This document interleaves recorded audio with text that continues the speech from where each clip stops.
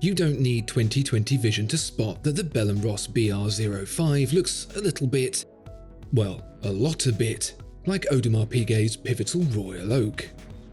It's as obvious as the sky being blue, the grass being green, and the waiting list at Rolex being long. Question is, does it matter?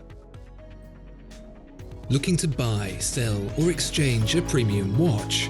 Visit Watchfinder, the pre-owned watch specialist. A big thank you to every single person who watches and enjoys these videos. It really means a huge amount to us, and to me personally. Your subscription would be hugely appreciated. It helps more than you can know. Thank you. If you're going to make a statement, it helps if it's heard. A shout and not a whisper, so to speak. That's what Audemars Piguet did with the Royal Oak in 1972, made a big, old racket. Where watches were small, the Royal Oak was big. Where watches were subtle, the Royal Oak was brash. Where watches were ordinary, the Royal Oak was anything but. It was the Countach to the 308 GTB, Led Zeppelin to the Bay City Rollers, a punch in the face to a pat on the head.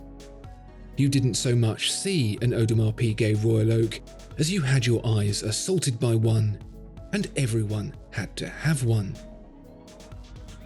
That everyone included not just customers, but other watchmakers as well. The list of legally questionable imitations stems not just into the dozens, but also into the upper echelons of watchmaking royalty.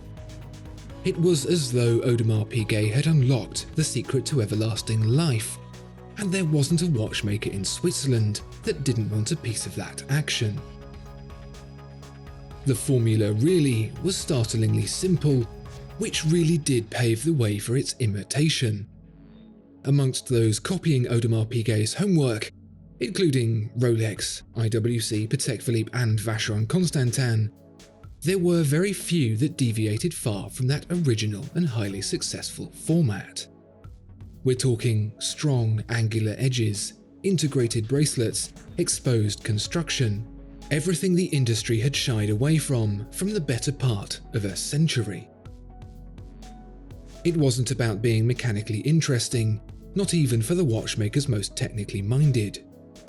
The beating movement was old news, as interesting as a brown paper bag on a wet Tuesday afternoon, nestled in the back somewhere, doing its job quietly and without fanfare. Many of these mimicries, and the Royal Oak too, didn't even have the one thing that could differentiate its mechanical powerhouse from the technological quartz movements that all but replaced them: a second hand. They were, in a word, superficial. At least, that's all they needed to be. Many of them were also, and still are, very expensive. That was kind of the point. If you saw one, you knew immediately what it was, but could you have one? Not at 10 times the cost of a Rolex Submariner. Mind you, that was back when the Submariner was actually pretty cheap. It's been just shy of half a century since all that happened, and since then the look has gone in and out of fashion more times than skinny jeans. But now it's back in, and in a very big way.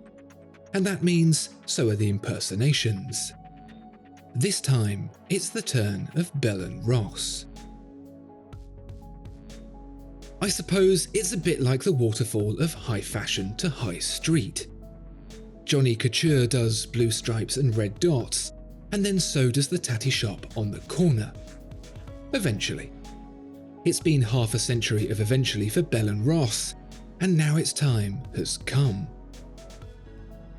The collaboration of Bruno Bellamic and Carlos Rosillo, compared to Audemars Piguet, may be just a wee nipper at some 20 years old, not even as old as the Royal Oak itself.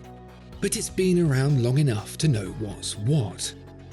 It was actually through German aviation watchmaker Sinn that Bell & Ross got its foot in the watchmaking door, spurring on the aeronautical theme that would become the brand's speciality. So, naturally, it would make perfect sense to copy a nautically themed glamour watch from the 1970s. Not. I can't imagine there's really a whole lot to it. Bell & Ross, like the rest of us, knows that the Royal Oak is an incredibly desirable watch and aesthetic, and there are sales to be made. Is that a bad thing? Well, perhaps in any other circumstance, but with the watch designed to be looked at that spurred a cornucopia of watches designed to be looked at, it's actually rather fitting. Say what you will about the similarity. If Patek Philippe can do it, you can hardly hold it against Bell & Ross. The reasoning is as identical as the looks, and by that I mean they are incredibly close indeed. You still get the Bell & Ross square case, mimicking the instruments found in abundance in an aircraft cockpit, still with the 4 screws, one in each corner. You'll note the instrument-style dial, also a Bell & Ross favourite.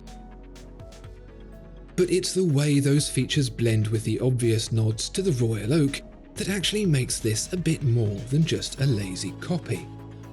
The dial is blue like the 1972 original, complete with skinny raised markers and rounded hands. Those 4 big case screws, like those in the Royal Oak, are arranged with aesthetic consideration.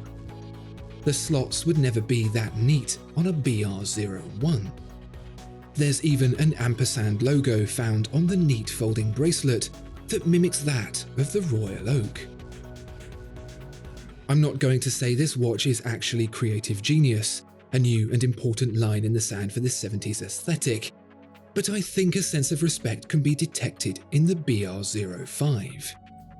It's not executed brazenly and without feeling. It honours the original with an appreciation that says, "Thank you for making it so, several decades on, we can all still be producing mechanical watches." You may be eyeing this watch with contempt, but if you are, I urge you to reconsider. You don't have to buy one, but I do ask that you acknowledge the spirit of its creation with the same feeling as you would the Nautilus, Ingenieur SL, and 222. It's like watchmaking's version of Spider-Man, the Royal Oak, an entity of untold power whose design can be used to bring a boost of success to an otherwise ailing brand. And everybody gets one. Well, except Patek Philippe. They got 2.